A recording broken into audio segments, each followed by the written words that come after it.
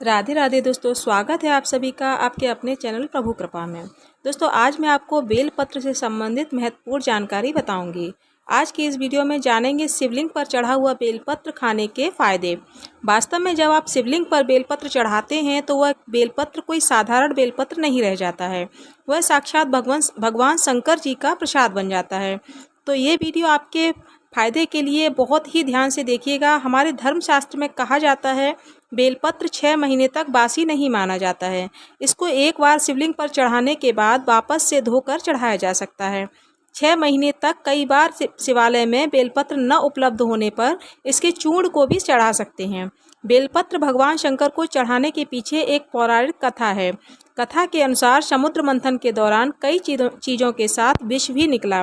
विष चारों ओर फैलने लगा। पूरी सृष्टि को बचाने के लिए भगवान शंकर ने उस विष को अपने कंठ में धारण कर लिया। इसीलिए महादेव को उस दिन से नीलकंठ भी कहा जाता है। विष के प्रभाव से भगवान शिव के शरीर में ताप बढ़ने लगा, जिसकी वजह से आसपास का वातावरण जलने लगा। और उस समय के वैद्य से सलाह लेने के बाद सभी देवी देवताओं ने सलाह दी कि वैद्य ने बोला कि आप उन्हें बेलपत्र खिलाएं।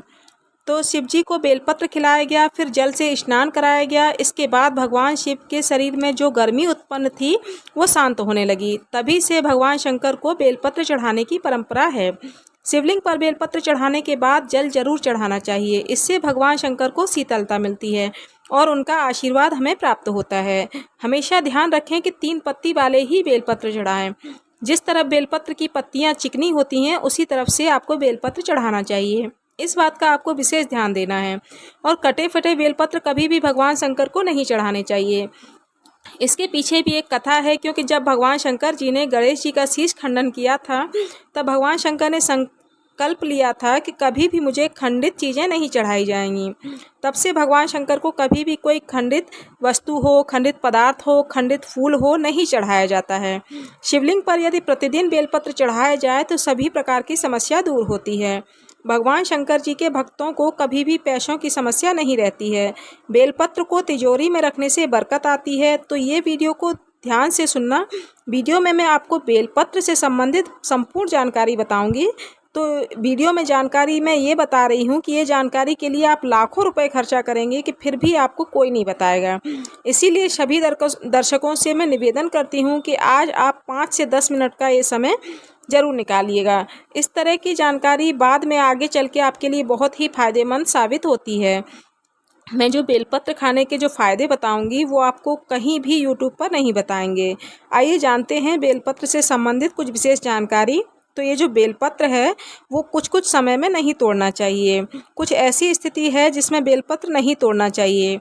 हमारे धर्मशास्त्र में कहते हैं कि बेलपत्र को चतुर्थी, अष्टमी, नवमी, दशमी, चतुर्थी, अमावस्या और जो संक्रांति में बेलपत्र कभी भी नहीं तोड़ना चाहिए। ये भी कहा जाता है कि बेलपत्र को कभी भी सोमवार के दिन नहीं तोड़ना चाहिए। उसमें शिव जी का वास रहता है सोमवार के दिन, क्योंकि बेलपत्र के संपूर्ण हिस्से में भगवान शंकर जी का वास माना जाता है। इसके मूल में अर्थात इसके जड़ में ब्रह्मा जी का निवास होता है और इसके मध्य में भगवान विष्णु जी का निवास माना जाता है। जितने भी बेलपत्र की पत्तियां हैं उसमें शिव जी का वास माना जाता है। इसीलिए ध्यान रखना कि कभी भी सोमवार के दिन बेलपत्र न तोड़ें। इसके अलावा कभी भी दोपहर को बेलपत्र नहीं तोड़ना चाहिए। ये हमारे धर्मशास्त्र में लिखा है और अगर आप तोड़ते हैं तो ये आपको पाप लगता है। बेलपत्र की उत्पत्ति कैसे हुई आइए जानते हैं। स्कंद पुराण के अनुसार एक बार माता पार्वती के पसीने की कुछ बूंदें मंदराचल पर्वत पर जा गिरीं, जिससे वहाँ पर एक पौधा होगा जो संसार में बेलपत्र के नाम से जाना जाने लगा और बेलपत्र के रूप में पूजनीय हो गया। तो आइए इस वीडियो में जानते हैं कि दोस्तों बेलपत्र के फ़ायदे। बहुत ही यूजफुल वीडियो है ये, ध्यान से देखिएगा। देखिए, जब आप बेलपत्र को भगवान शंकर जी के शिवलिंग पर चढ़ाते हैं तो वह बेलपत्र एक बेलपत्र मात्र नहीं रह जाता है, बल्कि वह शंकर जी का प्रसाद बन जाता है, जो कि असाध्य रोगों को दूर करने में, जीवन की पीड़ा को हरने में, जीवन में आ रही समस्या को दूर करने में भगवान का प्रसाद जो कि बन जाता है वो अमृत जैसा बन जाता है। तो शिवलिंग पर नित्य आप बेलपत्र जो चढ़ाते हैं तो शिवलिंग पर चढ़ा हुआ बेलपत्र खाने से क्या फ़ायदे मिलता है, आइए जानते हैं। इससे पहले कमेंट बॉक्स में ओम नमः शिवाय अभी तक अगर आप नहीं लिखे हैं तो ओम नमः शिवाय ज़रूर लिखना। और हाँ, सभी दोस्तों से कहना चाहूँगी कि प्रभु चैनल में ये सिर्फ चैनल नहीं है बल्कि सभी दर्शकों का अपना अपना चैनल है, तो इसे सब्सक्राइब ज़रूर कीजिएगा।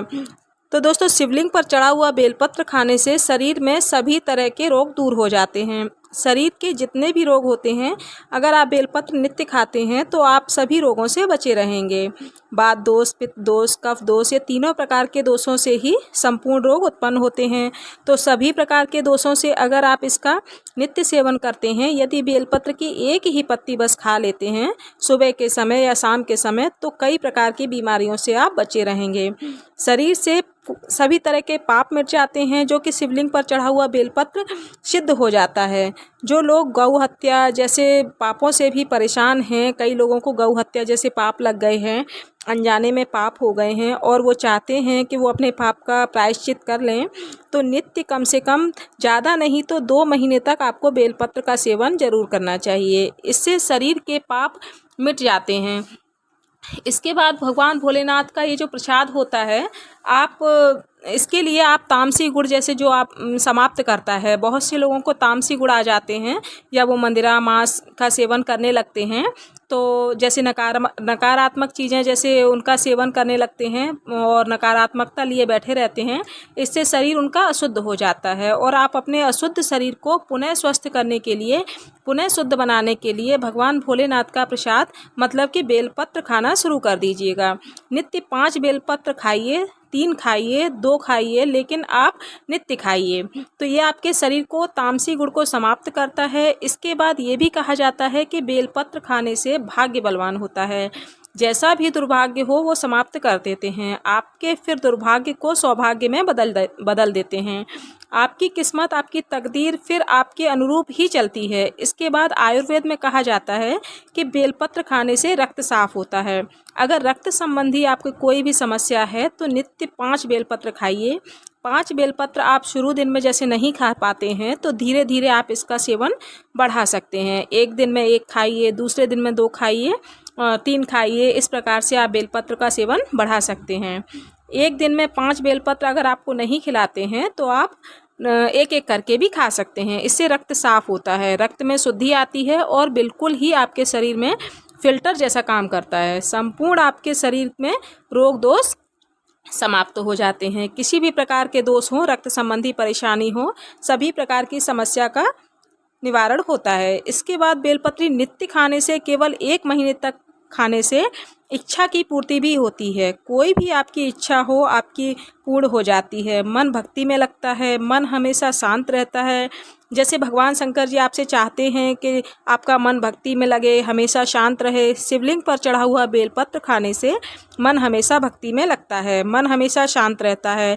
हमें जो चिड़चिड़ापन होता है, छोटी छोटी बातों पर गुस्सा आ जाता है, चिड़चिड़ापन आ जाता है, वो दूर होने लगता है। इसके बाद इसका सेवन करने से आपको जो सांसारिक भोग होते हैं वो भी समाप्त हो जाते हैं। ऐसा भी माना जाता है कि शिवलिंग पर चढ़ा हुआ बेलपत्र खाने से व्यक्ति को 6 महीने तक शिवलिंग पर चढ़ा हुआ बेलपत्र अगर खाते हैं तो मनुष्य को भूत, भविष्य और वर्तमान देखने की सिद्धि भी प्राप्त हो जाती है। भूत, भविष्य, वर्तमान देखने की सिद्धि आ जाती है। आप दोस्तों माने या ना माने, शिवलिंग पर चढ़ा हुआ बेलपत्र अगर आप खाते हैं तो आप कोई भी साधना प्राप्त कर सकते हैं, आपको सिद्धि प्राप्त हो जाती है। 21 दिनों तक अगर आप बेलपत्र खाते हैं चढ़ा हुआ शिवलिंग पर तो आपका दुर्भाग्य सौभाग्य में बदल जाता है।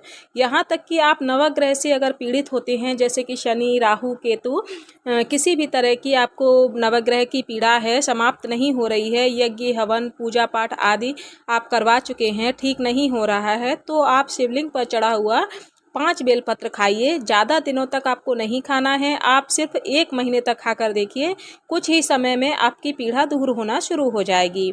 अगर 3 महीनों तक नित्य बेलपत्र खाते हैं तो बहुत ही अच्छा है। इसके अलावा ये दैहिक पीड़ा को भी दूर करते हैं। जैसे हमारे घर के कोई देवी देवता दैविक पीड़ा जैसे कि मानी जाती है, हम परेशान करते हैं हमें, तो हमारे कुल देवी देवता हमसे रुष्ट हो जाते हैं। उनकी कुदृष्टि से बचने के लिए आपको बेलपत्र अवश्य खाना चाहिए। इसके अलावा ये शारीरिक पीड़ा को भी दूर करते हैं, जैसे बुखार आना, चक्कर आना, बीपी, शुगर आदि की शिकायत रहती है, उसके लिए भी शिवलिंग पर चढ़ा हुआ बेलपत्र बहुत ही फ़ायदेमंद होता है। और दोस्तों, अंत में मैं आपसे कहना चाहूँगी कि शिवलिंग पर चढ़ा हुआ बेलपत्र आपके बताया गया है तो आप 5 ही खाएं। आप 1 भी खा सकते हैं, 2 भी खा सकते हैं, परंतु खाना आपको अवश्य शुरू करना चाहिए। इससे आपके शरीर को सिद्धि प्राप्त होती है और जो बात आप बोलते हैं वो बात आपको लगने लगती है। शरीर में वाक सिद्धियाँ आ जाती हैं। तो आपने देखा कि शिवलिंग पर चढ़ा हुआ बेलपत्र खाने के बहुत ही चमत्कारी फ़ायदे हैं। आयुर्वेद के अनुसार भी अगर पेट में कोई भी समस्या है, पेट दर्द रहता है या फिर अपच या फिर कोई भी समस्या है, तो वो बेलपत्र खाने से दूर हो जाती है। माना जाता है कि शिवलिंग पर चढ़ा हुआ बेलपत्र खाने से आपके जीवन के सारे कष्ट दूर हो जाते हैं। दोस्तों, आपको ये जानकारी कैसी लगी कमेंट बॉक्स में ज़रूर बताइएगा। अगर जानकारी आपको अच्छी लगी हो तो इसे ज़्यादा से ज़्यादा लोगों में शेयर कीजिए, जिससे आपके अपने भी इस जानकारी का लाभ उठा सकें। अगर चैनल पर नए आए हैं तो चैनल को प्लीज़ सब्सक्राइब ज़रूर कीजिएगा। बेल बटन को भी अवश्य प्रेस कीजिएगा, जिससे आपको आने वाली वीडियो की नोटिफिकेशन सही समय पर मिलती रहे। और दोस्तों, अगर आप मुझसे किसी भी विषय में कोई प्रश्न पूछना चाहते हैं या फिर सुझाव देना चाहते हैं तो अवश्य बताइए। तो आज की वीडियो में बस इतना ही। मिलती हूँ अगली वीडियो में नए टॉपिक, नई जानकारी के साथ। तब तक के लिए सभी स्वस्थ रहिए, सुरक्षित रहिए। राधे राधे।